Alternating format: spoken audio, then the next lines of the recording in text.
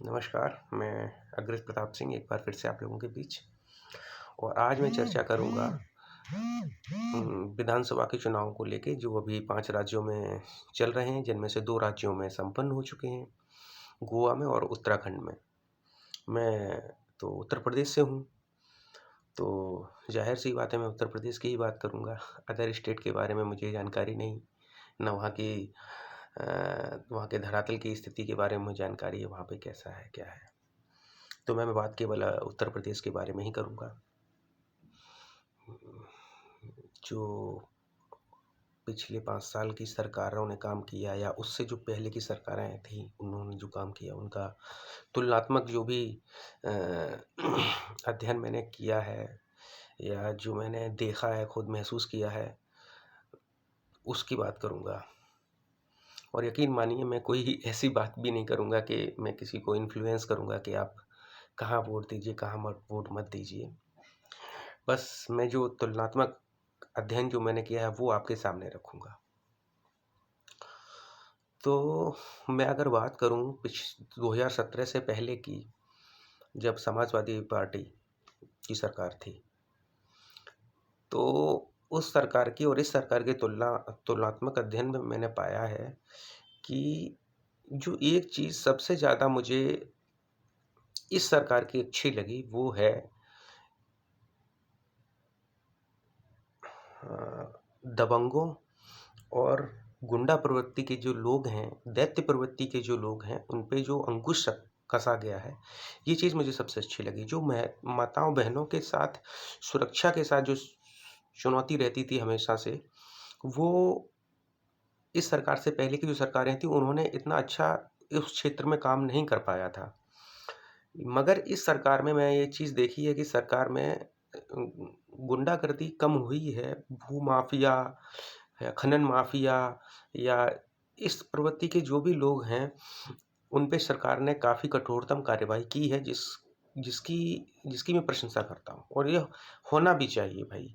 जो आम जनमानस है जिसको दूर-दूर तक राजनीति से कोई मतलब लेना-देना नहीं है, हम जैसे आम व्यक्ति के लिए, मिडल क्लास पर्सन के लिए बहुत से आप लोगों में से जो मिडल क्लास की फैमिली हैं, उनको केवल शांति चाहिए। उनको किसी प्रकार की कंट्रोवर्सी नहीं चाहिए, ना दंगा चाहिए, ना उनको उनको ना गुंडों की सरकार चाहिए, ना ऐसा कुछ भी नहीं चाहिए। हम लोग केवल शांति चाहते हैं। हमारी माताएँ-बहनें केवल सुरक्षित माहौल चाहती हैं। तो मुझे लगता है कि सरकार ने काफ़ी हद तक इस पे काम किया है और अच्छा काम किया है। मैं ये तो नहीं कहूँगा कि बिल्कुल ख़त्म कर दिया है, लेकिन हाँ, बहुत हद तक काम किया है। ऐसा देखने में आया है और महसूस भी किया है लोगों ने। और महिलाओं के साथ पूर्ण रूप से तो नहीं, लेकिन हाँ, काफ़ी हद तक महिलाओं के ये जो है अत्याचार कम हुआ है। तो मैं इस चीज़ में इस सरकार की सराहना करना चाहूँगा। हाँ, मैं एक चीज़ पे सरकार की सराहना नहीं करूँगा, वो है महँगाई दर। महँगाई के मामले में अब इसके लिए तो आप केंद्र सरकार और राज्य सरकार दोनों को दोषी ठहरा सकते हैं, क्योंकि ये दोनों महँगाई को बढ़ने से रोकने में दोनों सरकारों की अहम भूमिका होती है। सेंट्रल गवर्नमेंट की और स्टेट गवर्नमेंट दोनों की होती है।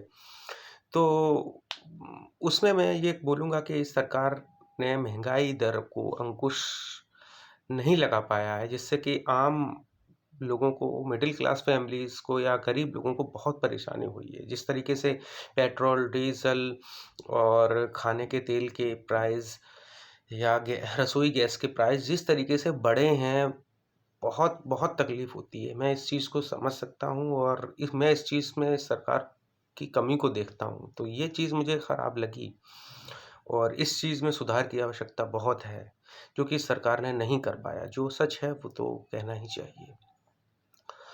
और हाँ, कुछ चीज़ों में इस सरकार ने आज तक की जो भी सरकारें उत्तर प्रदेश में रहीं, उन सब से ज़्यादा अच्छा काम इस सरकार ने कुछ चीज़ों में किया है, जिसकी मैं तारीफ़ ज़रूर करूँगा।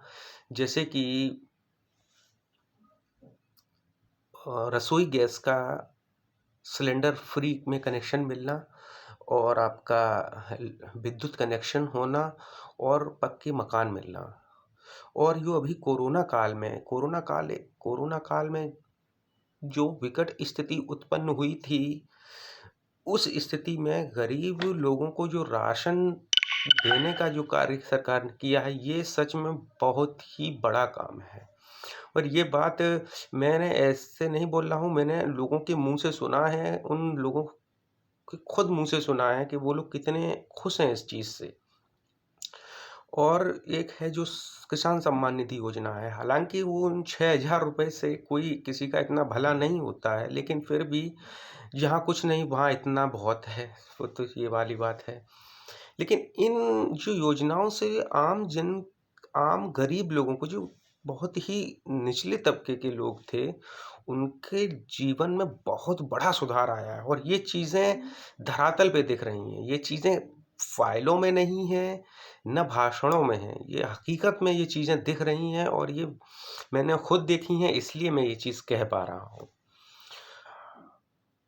मैंने मैंने खुद के अपने गाँव में देखा है, ऐसे-ऐसे फैमिली हैं जिनको आज़ादी से पहले की तो बात छोड़ो, आज़ादी के बाद आज तक उन वो केवल एक कच्चे कमरे में, जिस मट्टी के कच्चे कमरे में अभी तक रहते थे। आज से 5 साल पहले की बात कर रहा हूँ। 5 साल नहीं बोलना चाहिए, बल्कि 3 साल पहले तक की बात कर रहा हूँ।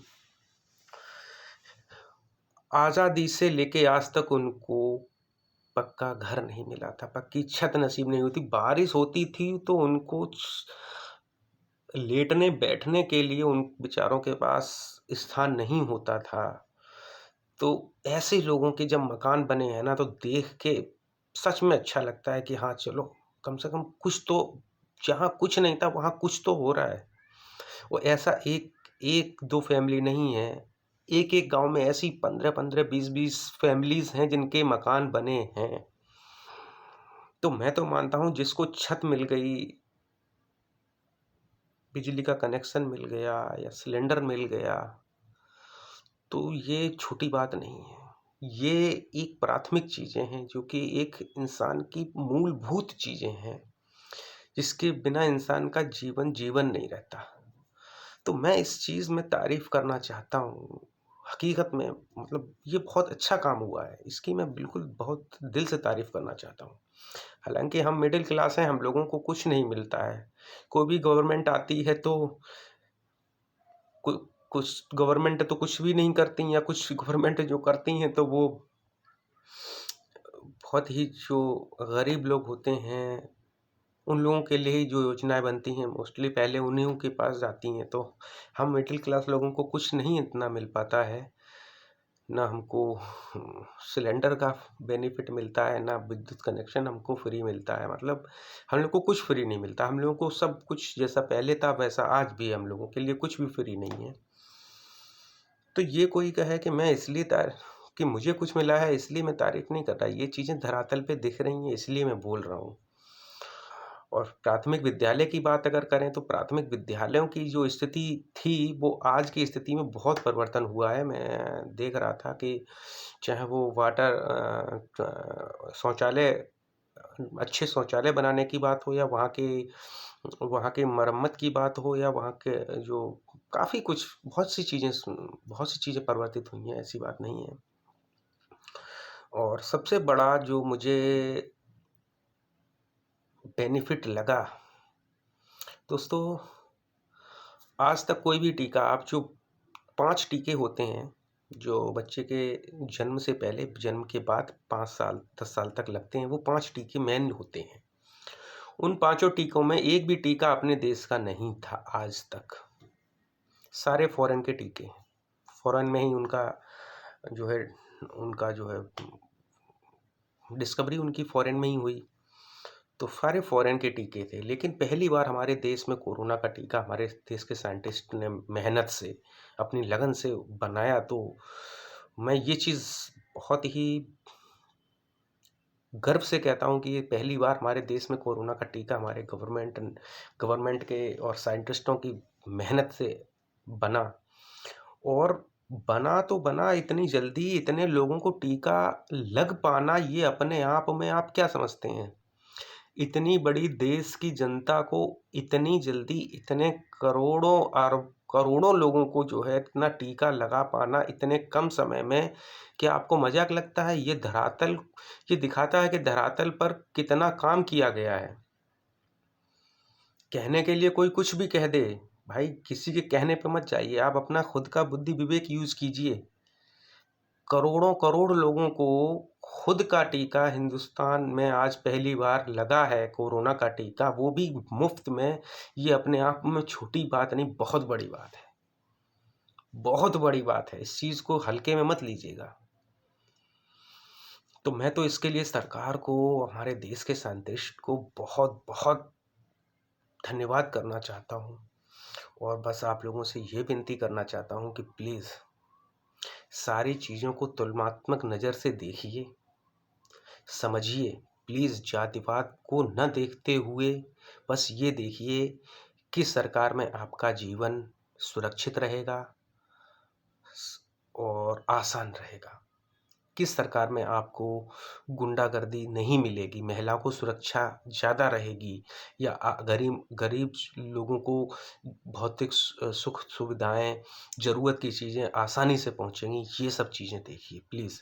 आप और वोट ज़रूर कीजिए, आपका एक वोट बहुत महत्वता रखता है। प्लीज़, प्लीज़ ये मेरी रिक्वेस्ट है, प्लीज़ वोट कीजिए और सोच समझ के वोट कीजिए। आप तुलनात्मक अध्ययन कीजिए, उसके बाद वोट कीजिए। मैं किसी पार्टी को वोट देने के लिए नहीं बोल रहा हूँ, बस आप तुलनात्मक अध्ययन कीजिए कि हमें किसे वोट करना है। जय हिंद।